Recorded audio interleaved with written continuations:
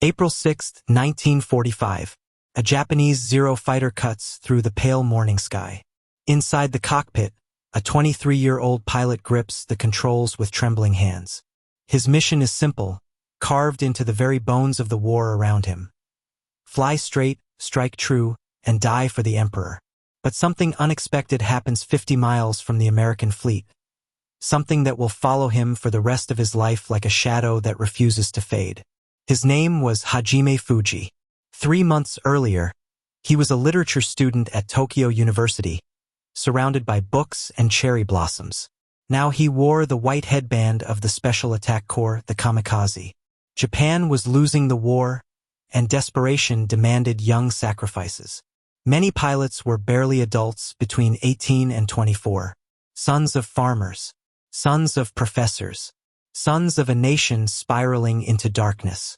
They trained quickly. Take off, navigate, dive. No landing practice, no second chances.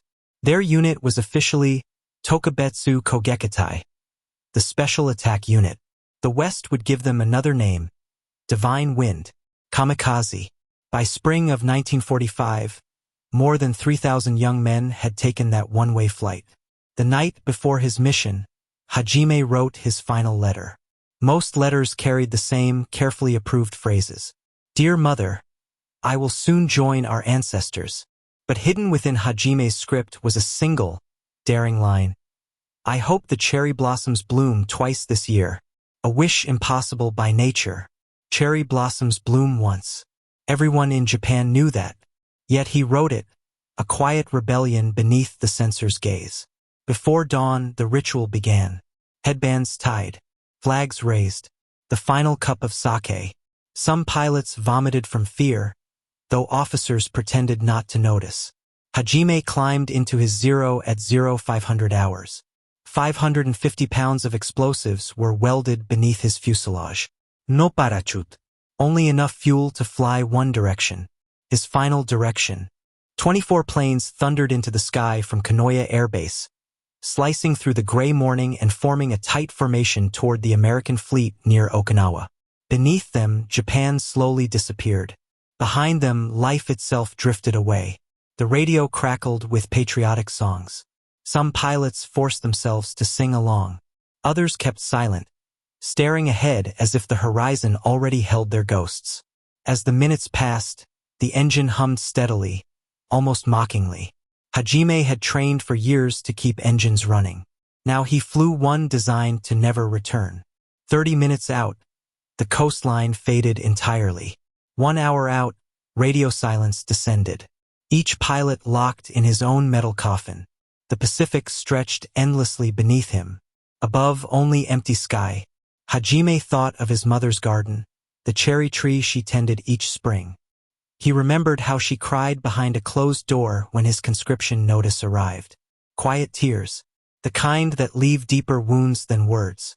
Then he saw them. American ships scattered across the water like metal giants. Destroyers, carriers, cruisers. An entire armada waiting in the sunlit sea. Targets. His squadron leader shattered the silence. For the Emperor, 10,000 years. Planes peeled off one by one, diving toward their chosen fates. Hajime pushed his stick forward. The Zero dipped. The ocean rose. Ships grew larger.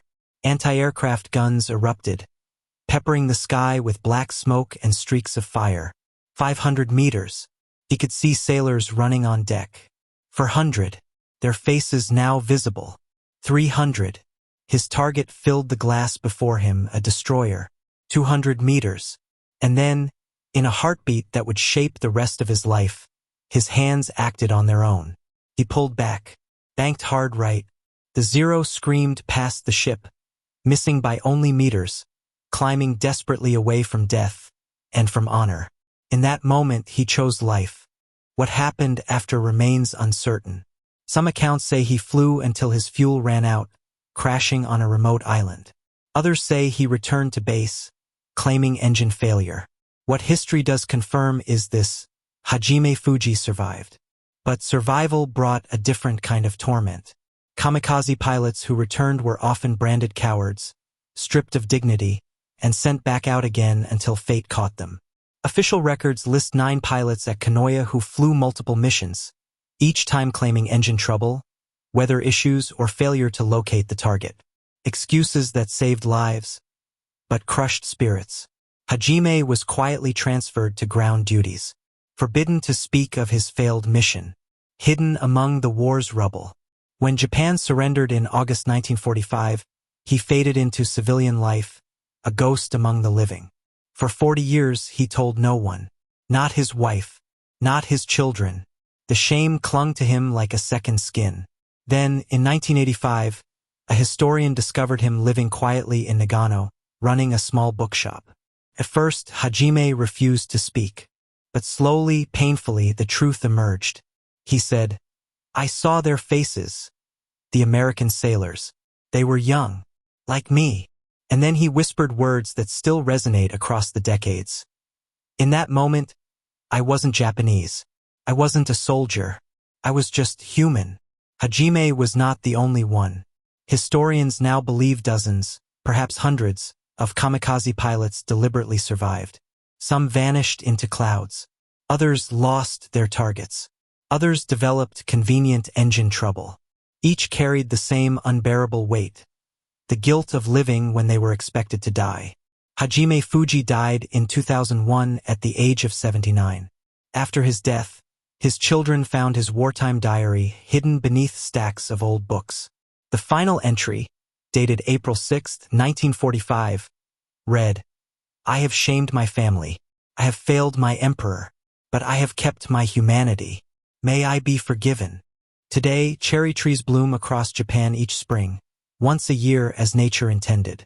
But for those who knew Hajime's coded message, who understood the impossible wish buried in his letter, the blossoms carried another meaning. He lived long enough to see them bloom again, a second spring, a second chance. Some call men like Hajime cowards. Others call them the bravest of all.